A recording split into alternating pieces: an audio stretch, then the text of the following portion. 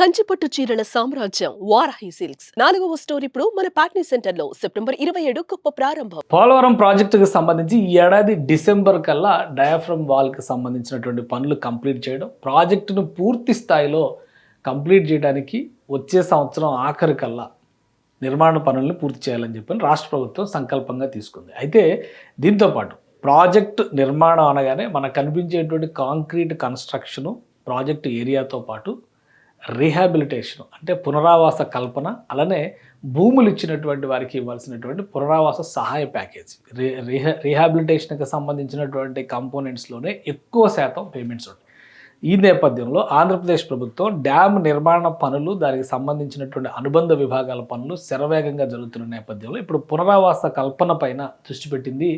380 కోట్ల రూపాయలతో పునరావాస గ్రామాలని సురక్షిత ప్రాంతాల్లో నిర్మించేందుకు కావాల్సినటువంటి ప్రణాళికని ఆవిష్కరించింది. ఇటీవలనే ఆంధ్రప్రదేశ్ ప్రభుత్వం ఒక ప్రకటన చేసింది. పోలవరం ప్రాజెక్టుకు సంబంధించి దాదాపుగా 80% పనులు పూర్తయినట్టుగా అనౌన్స్ చేసింది. ఇప్పుడు ప్రజెంట్ రాక్ ఫిల్ వర్క్ ఇది జరుగుతుంది. అంటే గ్యాప్ 1, గ్యాప్ 5 వీటికి సంబంధించినటువంటి వీటిని పూర్తి చేయటువంటి లేయర్లుగా పూర్తి చేయటువంటి ప్రక్రియ ఇప్పుడు పోలవరం దగ్గర శరవేగంగా సాగుతుంది. ఇప్పుడు వరద నీరు ఎక్కువగా ఉన్నప్పటికీ కూడా ఈ పనులకి ఎలాంటి ఆటంకం, అంతరాయం కాకుండా జాగ్రత్తలు తీసుకుంటూ ఈ నిర్మాణ పనులు జరుగుతున్నాయి. మరోవైపు డయాఫ్రమ్ వాల్కి సంబంధించినవి, ఎర్తకమ్ రాక్ఫిల్ డ్యామ్కి సంబంధించినవి, బట్రస్ డ్యామ్కి సంబంధించినటువంటి సురక్షిత చర్యలు, వీటన్నిటినీ కూడా వరుసగా ఈ డ్యామ్కి సంబంధించినటువంటి పనుల్లో భాగంగా, పర్యవేక్షణలో భాగంగా రాష్ట్ర ప్రభుత్వం ముఖ్యంగా పోలవరం నిర్మాణాన్ని అనుకున్న డెడ్ లైన్లోగా కంప్లీట్ చేయాలని కాంట్రాక్ట్ సంస్థ MEILకి టార్గెట్ పెట్టింది. అందులో భాగంగా ఈ ఎర్తకమ్ రాక్ఫిల్ డ్యామ్కి సంబంధించిన పనులు జరుగుతుంది. ఇక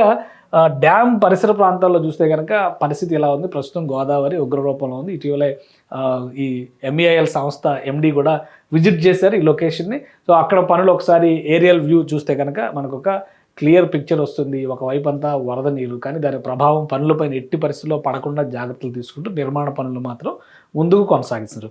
ఈ నేపథ్యాన్ని దృష్టిలో పెట్టుకుని ఈ వర్షాకాలాన్ని, అంటే ఈ వర్షాకాలం ముగిసేటువంటి సమయం సమీపిస్తోంది కాబట్టి పునరావాస గ్రామాలపైన ఆంధ్రప్రదేశ్ ప్రభుత్వం దృష్టి పెట్టింది. పునరావాసానికి సంబంధించినటువంటి గ్రామాలని సురక్షితమైనటువంటి ప్రాంతం, అంటే ముంపు బెడద లేకుండా ఉన్నటువంటి ప్రాంతాల్లో వీటి నిర్మాణ ప్రక్రియని ముందుకు తీసుకెళ్లడం ద్వారా ఆయా గ్రామాల్లో ప్రజలు ఉండేందుకు కావాల్సినటువంటి వసతులు ఏర్పాటు చేసేందుకు ఒక ప్రణాళికని ఆంధ్రప్రదేశ్ ప్రభుత్వం డిజైన్ చేసుకుంది. అందులో భాగంగానే ఈ గ్రామాలకు సంబంధించినటువంటి నిర్మాణ ప్రక్రియ పైన దృష్టి పెడుతుంది. ఇది ప్రాజెక్టులో కీలకమైనటువంటి జల విద్యుత్ కేంద్రానికి సంబంధించినటువంటి ఆల్రెడీ ఈ పనులన్నీ కూడా శరవేగంగా జరుగుతున్నాయి. ఒకవైపు ఈ పనులు, ఇంకోవైపు నుంచి ఎర్తకమ్ రాక్ఫిల్ డ్యామ్ పనులు, ఇంకోవైపు నుంచి ప్రకృతి ఎలాంటి సవాలు విసిరినా కానీ వాటిని నిలబెట్టుకునే దిశగా ఆంధ్రప్రదేశ్ ప్రభుత్వం అడుగులు వేస్తుంది. డెడ్ లైన్లోగా ఈ పనులు పూర్తి చేయాలని చెప్పని భావిస్తుంది. ఇప్పుడు ప్రభుత్వం ప్రకటించినటువంటి ప్యాకేజీని కూడా మనం ఒకసారి చూడాల్సినటువంటి అవసరం ఉంది. ఎందుకంటే అన్ని గ్రామాలు, ఎక్కడైతే ముంపు బెడదన పడుతున్నటువంటి గ్రామాలు ఉన్నాయో వాటన్నిటికీ సంబంధించినటువంటి గృహ నిర్మాణము, మౌలిక వసతుల కల్పన కోసం 380 కోట్ల ప్రాజెక్టులు పనులకి సంబంధించినటువంటి వాటిని కేటాయింపులు జరిగినాయి. టెండర్లను కూడా ఏపీ సర్కార్ ఆహ్వానించింది. సో ఈ ప్రాజెక్టుకు సంబంధించి ఏ గ్రామాలు ముంపు బారిన పడుతున్నాయి, ఎక్కడెక్కడ నిర్మాణ పనులు జరిగే అవకాశం చూద్దాం. ఇది తడవాయి లేఅవుట్, జంగారెడ్డిగూడెం, ఏలూరు జిల్లా పరిధిలోకి వచ్చేది. 1505 ఇళ్ళు ప్లస్ మౌలిక వసతులు కల్పిస్తారు. దీనికోసం 203 కోట్ల రూపాయల ప్యాకేజ్ కింద డిసైడ్ చేశారు. 203 కోట్ల 99,91,131 రూపాయల కింద ఈ ప్యాకేజీ 6కి సంబంధించినటువంటి పనులు ఇవి. వీటికి ఇందులో ఎందుకంటే నంబర్ ఆఫ్ హౌసెస్, ఎక్కువ ఇళ్ల నిర్మాణం, సో ఇది 1500 పైగా ఇళ్ల నిర్మాణం జరుగుతుంది కాబట్టి ఇది అతి పెద్ద ప్యాకేజ్ అవుతుంది. ఆ తర్వాత చూస్తే బుట్టాయిగూడెం, దొరమామిడి లేఅవుట్లు ఏలూరు జిల్లా పరిధిలోకి వచ్చేవి. 624 ప్లస్ 305 ఇళ్ళు, దాదాపుగా 1000 ఇళ్ళ వరకు ఇక్కడ కనిపిస్తుంది. మౌలిక వసతుల కల్పన 99,41,41,48,889 రూపాయలు ప్యాకేజీ 5 కింద వీటి నిర్మాణం జరుగుతుంది. ఇక దర్భగూడెం, సరబెల్లి లేఅవుట్లు ఏలూరు జిల్లా పరిధిలోకి వచ్చే 358 ఇళ్ళు ప్లస్ మౌలిక వసతులు. సో వీటికి సంబంధించినటువంటి ఖర్చు 51 కోట్లు అవుతుంది. 51,39 లక్షలు, అంటే యావరేజ్గా ఒక 40 లక్షల కింద చూడవచ్చు. 51 కోట్ల ప్యాకేజీ, ఇది థర్డ్ ప్యాకేజ్ కింద దీని నిర్మాణ పనులు మొదలవుతుంది. ఇక వెలగపల్లి లేఅవుట్, దేవీపట్నం, అల్లూరు సీతారామరాజు జిల్లా పరిధిలోకి వచ్చేది. ఇక్కడ ఒక 102 ఇళ్ళు ప్లస్ మౌలిక వసతుల కల్పన చేస్తున్నారు. ఇది ప్యాకేజ్ 1 కింద జరిగేటువంటి నిర్మాణం. 10,73,73,997 రూపాయల దాకా దీనికి ఖర్చు అవుతుంది. ఇక వంకవారిగూడెం ప్లస్ ఎర్రవరం లేఅవుట్లు ఏలూరు జిల్లా పరిధిలోకి వస్తాయి. ఇక్కడ మౌలిక వసతుల కల్పన అంటే ఇళ్ల నిర్మాణం లేదు, మౌలిక వసతుల కల్పన కోసం 6,93,96,214 రూపాయలు ప్యాకేజ్ 2 కింద దీనికి ఖర్చు చేయబోతుంది రాష్ట్ర ప్రభుత్వం. వీటన్నిటికీ సంబంధించి ఇంకా బడ్జెట్ పెరుగుతుంది. కాకపోతే ఏంటంటే ముందస్తుగా 380 కోట్ల రూపాయల నిధుల్ని రాష్ట్ర ప్రభుత్వం రిలీజ్ చేసింది.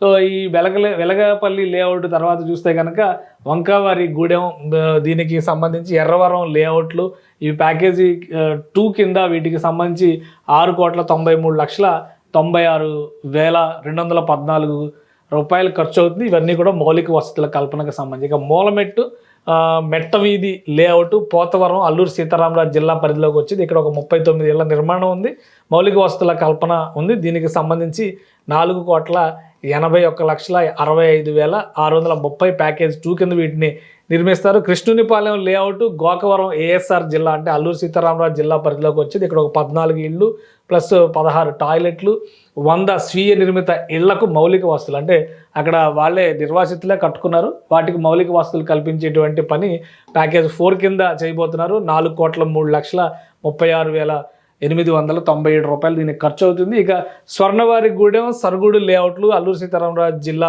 ఏలూరు జిల్లా పరిధిలోకి వచ్చేటువంటి ప్రాంతం. ఇక్కడ మౌలిక వసతుల కల్పన కోసం 3,14,00,000 రూపాయలు ప్యాకేజ్ 4 కింద ప్రభుత్వం ఖర్చు పెట్టబోతుంది.